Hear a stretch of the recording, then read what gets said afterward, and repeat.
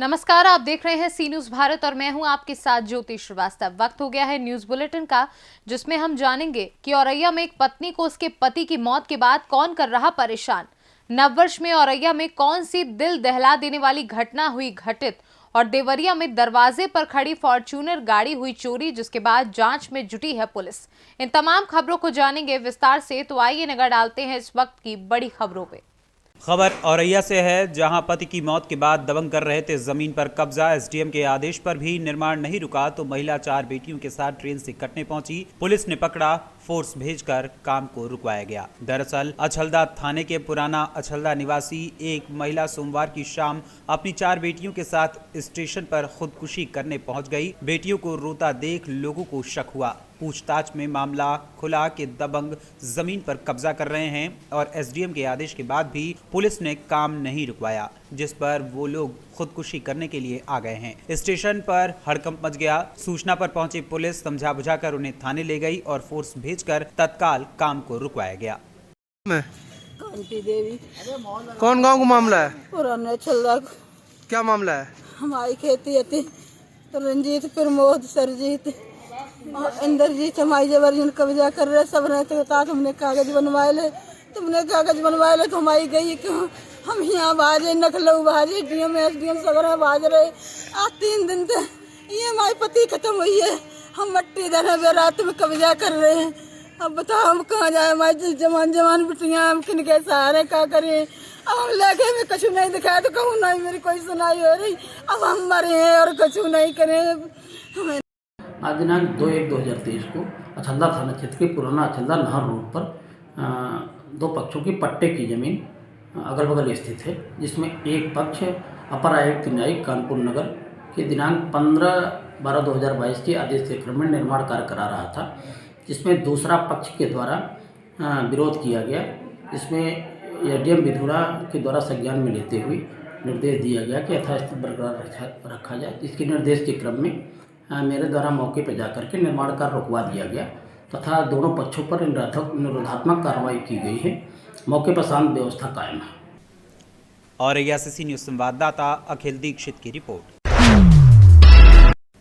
औरैया जिले में 3 दोस्तों ने न्यू ईयर पार्टी में अपने एक दोस्त के साथ ऐसी खौफनाक साजिश रच डाली कि वो जिंदगी और मौत की जंग अस्पताल में लड़ रहा है। अपने साथ हुई इस खौफनाक कहानी को वो खुद बयां कर रहा है और उन विश्वासघाती दोस्तों के बारे में भी बता रहा है कि कैसे वो लोग पहले किसी सुनसान जगह पर उसे ले गए और उसके बाद उसके साथ बिना किसी बात के जानवरों जैसा बर्ताव करते हुए मारपीट की और उसकी एक आंख फोड़कर लहूलुहान कर दिया और फिर मरणासन्न अवस्था में उसे उसके घर के बाहर छोड़कर भाग गए। गंभीर रूप से घायल को उसके पिता ने अस्पताल में भर्ती कराया और पुलिस को सूचना दी। पुलिस मामले की जांच में जुटी हुई है और आरोपियों को पकड़ने में कई टीमें लगाई गई हैं। 5-6 बजे के करीब उपेंद्र सनाप अरविंद, जो ग्राम अघासी के रहने वाले हैं, खुद में पड़ता है, इनकी उम्र 33 वर्ष होगी। ये फरीदाबाद जाने के लिए निकले थे। इनके घर द्वारा बताया गया कि फरीदाबाद जाने के लिए निकले थे, लेकिन इन्होंने क्या किया कि अवध नारायण दोहरे, इनके गांव के ही रहने वाले लोग हैं, अवध नारायण दोहरे, मनोज राठौर, सत्येंद्र अवस्थी, इनके साथ ये कहीं चले गए और सूत्रों से पता किया गया तो पता चला कि ये लोग रात में बैठ के कहीं शराब वराब पिए एक साथ और फिर रात में करीब 1 बजे के करीब ये लोग मारपीट किए।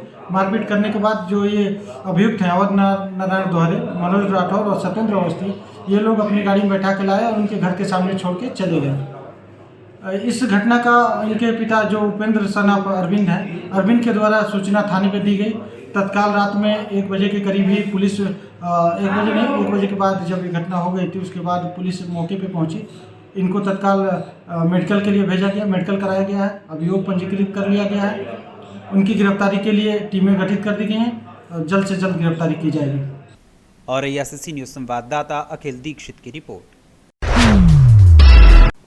खबर देवरिया से है, जहां दरवाजे पर खड़ी फॉर्च्यूनर गाड़ी चोरी हो गई, जिसकी पूरी वारदात सीसीटीवी कैमरे में कैद हो गई। पुलिस सीसीटीवी कैमरे की फुटेज के आधार पर चोरों की तलाश में जुटी हुई है। मामला सदर कोतवाली इलाके के गरुणपुर मोहल्ले का है। देवरिया से सी न्यूज संवाददाता ज्ञानेंद्र नाथ मिश्र की रिपोर्ट। खबर एटा से है, जहां कस्बा अवागढ़ में एटा टूंडला मार्ग स्थित हरियाली बाजार में संचालित न्यू हेरिटेज हॉस्पिटल में एक प्रसूता महिला की सिजेरियन होने के बाद हालत गंभीर हो गई थी, जिसे आनन फानन में आगरा के लिए रेफर किया गया था, जहां पर रास्ते में ही प्रसूता ने दम तोड़ दिया, जिसके बाद परिजनों द्वारा शव को अस्पताल पर रखकर हंगामा काटा जा रहा था, जिसकी सूचना पर थाना पुलिस मौके पर पहुंच गई और आक्रोशित परिजनों को समझा बुझाकर हर संभव कार्रवाई किए जाने का आश्वासन दिया। वहीं परिजनों के द्वारा आरोप लगाया गया है कि अस्पताल परिसर में महिला का पहले तो सिजेरियन किया गया, जिसके बाद ब्लड विच आई जाने की जानकारी दी गई और हालत खराब होने पर आगरा के लिए रेफर कर दिया गया था। रास्ते में ही ले जाते समय महिला की मृत्यु हो गई। क्या नाम है आपका? राजेंद्र। क्या मामला हुआ है यहाँ स्वास्थ्य केंद्र पर? मेरे छोटे भाई की पत्नी को इन्होंने गर्भवती होने के कारण इन्होंने जी। जबरदस्ती गलत जगह ऑपरेशन करके जी और इन्होंने जहाँ तक थी वहाँ तक अपने डॉक्टर बुला के और जिम्मेदारी लेने के बावजूद जी उन्होंने मेरी छोटे भाई की पत्नी को मार दिया है। क्या क्या कह करके यहाँ पर भर्ती किया था और क्या पूरा मामला है? मेरे से भी बहसबाजी होगी, मैंने आप गारंटी ले रही हूँ कि मेरी जिम्मेदारी है और नॉर्मल डिलीवरी करके दूंगी। किसने कहा था कि मेरी डॉक्टर जिम्मेदारी ने। है? डॉक्टरनी ने। जी। क्या नाम है डॉक्टरनी का? अब ये सर पता नहीं है। यहाँ पर है डॉक्टरनी? हाँ है अभी। हाँ। क्या बोला है उन्होंने? अब क्या बोल रही अब हैं? मुझे कह रही है कि आ जाने दो, जो होगा सो देखा जाएगा। अच्छा, वो एक्सपायर हो गई है? हाँ ठीक है। यहीं ऑपरेशन किया था? हाँ यही किया था, रात 1:30 बजे ऑपरेशन किया है। रात्रि में? हाँ। खत्म कब हुई है? खत्म हो गया, सुबह हुई है, यहीं पर खत्म हो गई थी हॉस्पिटल में। तब इन्होंने जबरदस्ती यहाँ से निकाल दिया उनको। अच्छा, यहाँ से भगा दिया हाँ था? यहाँ से भगा दिया कि आगरा ले जाइए आप। एटा से न्यूज संवाददाता राघवेंद्र अगरिया की रिपोर्ट। खबर मध्य प्रदेश के रीवा जिले से है, जहां पर जेल में करीब 3 महीने तक हत्या के आरोप में बंद रहे सहायक अध्यापक पर कार्यवाही करना तो दूर, बल्कि जेल अवधि में भी उसको वेतन दिए जाने का मामला सामने आया है। मामले की शिकायत अब पीड़ित परिवार के लोगों ने सीएम हेल्पलाइन में की और शिक्षक की जांच कराकर कार्यवाही करने की मांग की है। जानकारी में बताया गया है कि शासकीय उच्चतर माध्यमिक विद्यालय संकुल शिवपुरवा अंतर्गत शासकीय पूर्व माध्यमिक विद्यालय बजरंगपुर में पदस्थ शिक्षक राजेश बहादुर सिंह सहायक अध्यापक के पद पर पदस्थ हैं। इनकी नियुक्ति वर्ष 1998 में शिक्षा कर्मी वर्ग 3 के पद पर हुई थी। उक्त शिक्षक के ऊपर 2005 में हत्या का आरोप लगा था, जिसके बाद वो करीब 3 महीने तक जेल में बंद थे। इसके बावजूद भी शिक्षा विभाग ने शिक्षक के खिलाफ इस दौरान कोई कार्यवाही नहीं की, बल्कि हद तो तब हो गई जब लगातार शिक्षक को इस दौरान भी वेतन मिलता रहा। सीएम हेल्पलाइन के माध्यम से कि आप के ऊपर कुछ 302 के प्रकरण में आप जेल में थे और उस अवधि में भी आपको वेतन मिली, आपका कार्यवाही नहीं हुई और लगातार आप 24 साल से इस स्कूल में हैं। आपका क्या कहना है मामले? जी सर, हमारे ऊपर एक आरोप लगा था और उसमें ये भी सही है कि हम जेल में थे और जेल में भी थे, निलंबन भी मेरा हुआ है और उसके बाद न्यायालय से हमारा पक्ष रखा गया और वहाँ से हम दोष मुक्त हुए हैं। दोष मुक्त होने के बाद मुझे विभाग ने फिर से यहाँ अपना दिया आदेश मुझे उपस्थित होने का और हम विद्यालय में उपस्थित होकर तब से अभी तक कार्य कर रहे हैं। किस मामले में जेल में थे आप?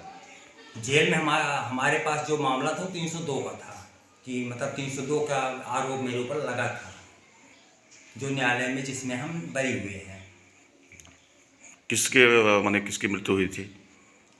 नहीं, मृत्यु में हमारा हाथ नहीं था, मृत्यु तो गांव में ही हुई थी। जो आरोप लगे थे आप? जो आरोप लगे थे, जैसे एक विश्वकर्मा परिवार की मृत्यु थी, उसमें हमारे ऊपर आरोप लगे थे और उन आरोपों में हम जेल गए थे और फिर निलंबन भी मेरा हुआ था और इसके बाद हमारा केस चला। केस में जब हम न्यायालय से हमारा मुकदमा मेरे पक्ष में हुआ, मुझे बरी किया न्यायालय ने, दोष मुक्त किया। उसके बाद मैं वो दस्तावेज स्कूल शिक्षा विभाग में अपने दिए, विभाग को अपने दिए और तब से हम यहाँ पदस्थ हैं। आपका शुभ नाम और किस विद्यालय में? मैं राजेश बहादुर सिंह शासकीय पूर्व माध्यमिक विद्यालय बजरंगपुर में पदस्थ हूँ सहायक अध्यापक के पद पर और तब से अभी निरंतर मैं यहाँ कार्य कर रहा हूँ। ये शिवपुर है, वो बजरंगपुर को वो है जहाँ शिक्षक है राजेंद्र सिंह जी, इनके ऊपर सीएम हेल्पलाइन में शिकायत हुई कि जेल में थे, उस दौरान इनको वेतन राहत मिलती रही और निलंबन भी नहीं हुआ, संविलियन हो गया 5 साल के अंदर। ये जानकारी मुझे नहीं थी, आप मेरी ये जानकारी मुझे संज्ञान में ला रहे हैं। तो ये कब की बात है? ये 2005 का है। 2005 की। संकुल सिकुरबा जी।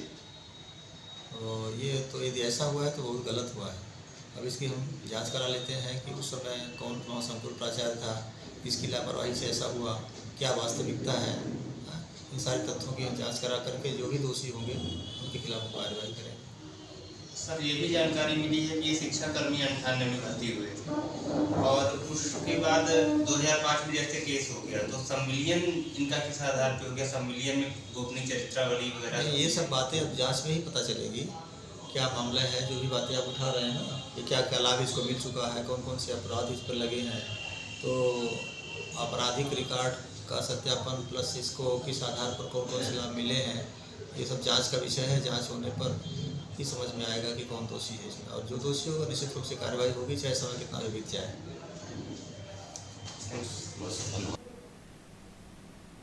रीवा मध्य प्रदेश से सी न्यूज़ संवाददाता अर्जुन तिवारी की रिपोर्ट।